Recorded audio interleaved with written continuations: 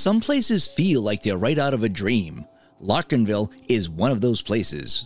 The people are just a little friendlier. The pace is a little slower. Yes, Larkinville is pretty great. There's only one problem in the whole town. This is Trevor's story.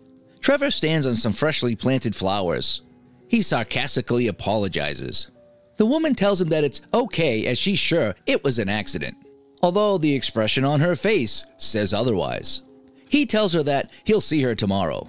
As Trevor leaves, she looks at him with disdain, and we see Trevor walk in front of a moving car. The driver apologizes for her mistake.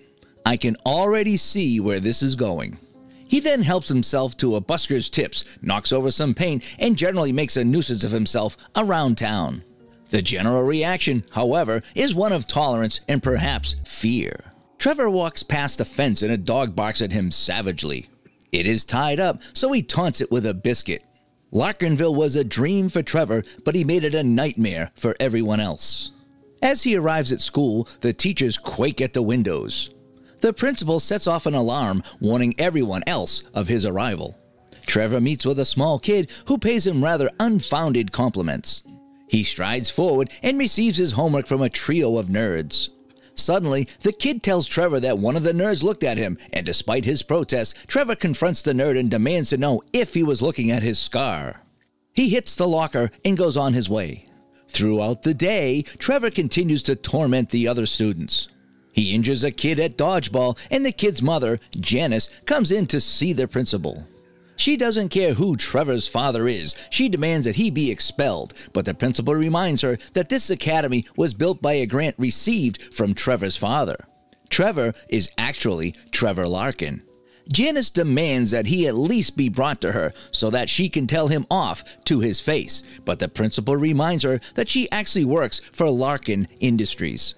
But Janice doesn't care. Let them fire her. You're fired!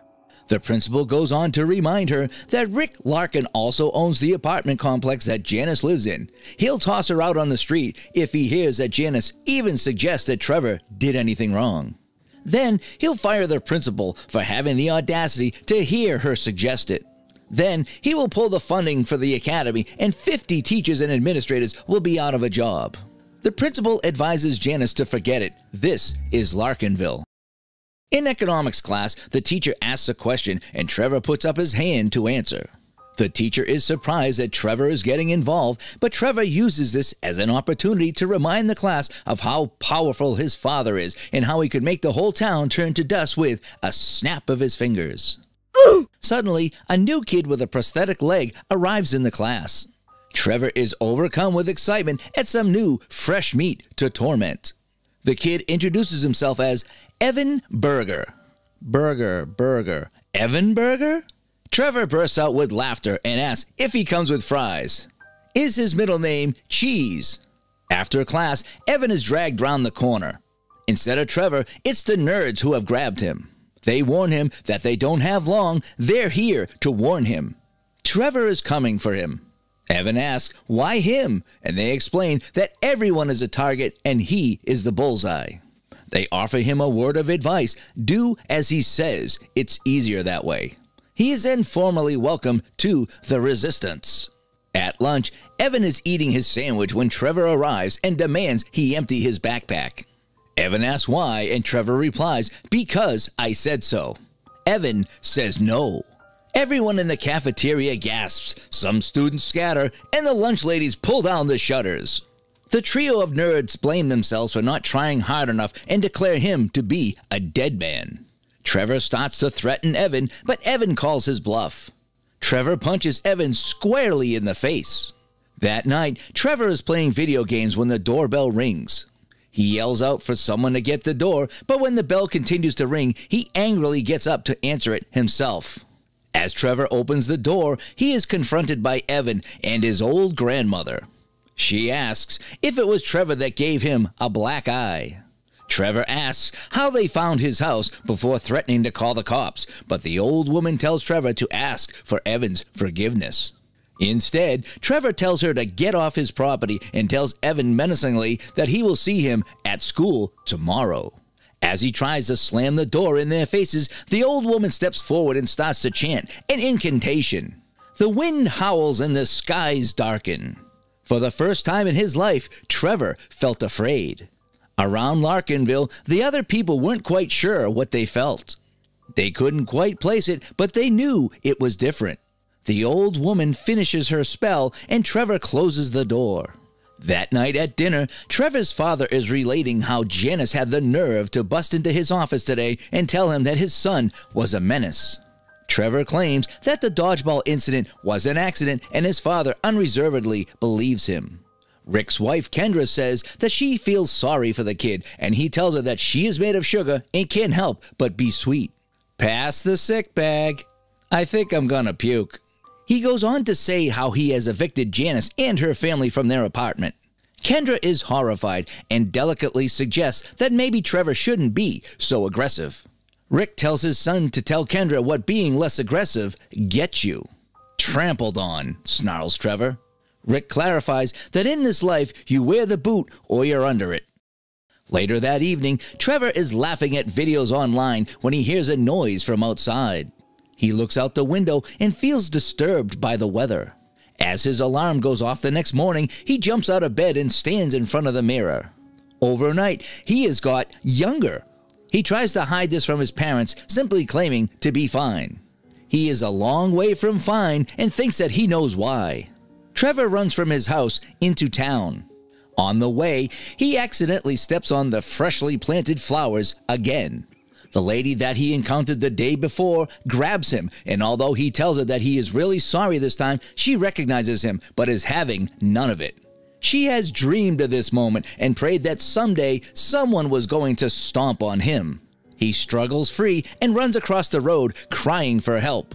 However, the flower lady reveals his identity to all those whose lives he has been making a misery all these years. They know that he is still Rick Larkin's kid, but somehow it felt different. They all start to give chase, but Trevor manages to outrun them. He stops outside the house with the dog, but this time the dog is unchained and chases him away. Trevor tries to climb over a fence, but the dog grabs him by the ankle. Trevor manages to shake free and escape the dog's jaws. He later arrives at school and desperately asks the students if they have seen Evan Berger.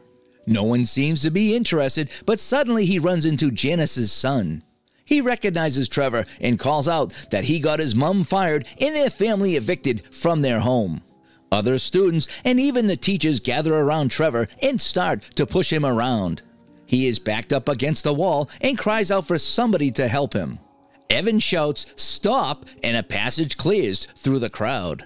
Although the others claim that he deserves everything he gets, Evan states that if they do this, then they are just as bad as he is. Evan takes Trevor to his grandmother's house, where he apologizes to both of them, promising never to pick on anyone ever again. He falls to his knees and pleads for forgiveness, begging to be made big again. The old woman tells him that the things we do to others, we do to ourselves. Love others and you love yourself. Hurt others. Trevor interrupts her and says that he understands. The old woman chants another incantation and tells Trevor that in the morning the world will be as it should. He thanks her profusely and promises to never forget. She tells him that she knows he won't. Trevor goes to bed and can hardly wait till morning when the world will be as it should be. Trevor has been given a second chance, and the only thing he has to do is to live it. The alarm goes off the following morning, and Trevor checks out his reflection in the mirror. His first thoughts are of payback, and he storms out of the house. However, he fails to notice the "sold" sign outside.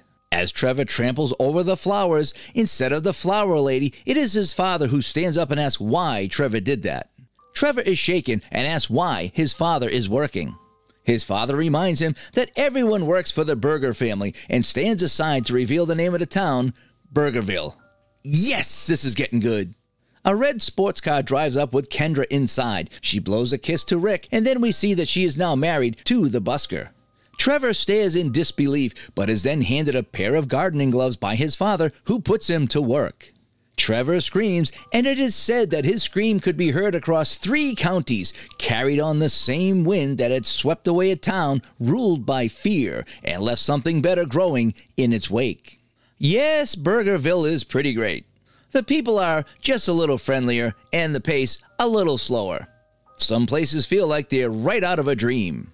So, what do you think? Did Trevor get what he deserved, or should something even more terrible have happened to him? And will Evan now become the new Trevor? As always, let us know in the comments below. We are Movie Shortens, and if you'd like to see more, please click on our playlist of videos on the screen. Thanks for watching.